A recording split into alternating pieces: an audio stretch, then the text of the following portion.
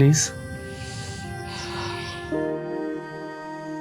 আলো পড়েছে কৃষ্ণ চূড়ায়, ছায়া পড়েনি কালো মেঘেতে। আরে রাফাত, তুই এখানে পড়ে আছিস কেন? আলো, তুমি এখানে কেন? ভাইয়া তোমার যা বলার পরে বইলো, আগে আমার এই জায়গার থেকে তুলো। এই পাগল মাইয়া যতদিন পর্যন্ত আমার লাইফে থাকবে ততদিন আমার জীবন ধ্বংস করে ফেলবে। এই ওঠো। এই, এইবার ঘটনাটা খুলে বল।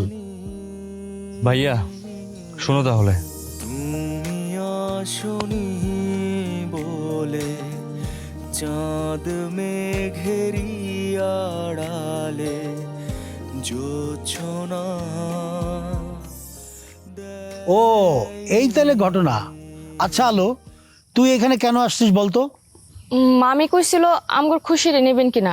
না রে আলো, আমাদের বড় গরু চাই, স্বাস্থ্যবান। তাছাড়া গ্রামে আমাদের একটা মান ইজ্জত আছে না? আমরা যদি বড় গরু না কিনি, লোকজনে কি বলবে? ভাইজান আকিকা তো দিবেন আল্লাহর খুশির লাগা, মানুষের কথা দিয়ে কি করবেন? সামর্থ্য অনুযায়ী আল্লাহর সন্তুষ্টির উদ্দেশ্যে আল্লাহর রাস্তায় আকিকা দেওয়া কিন্তু আকিকা লোক দেখানো আকিকা দিয়ে কি করবেন?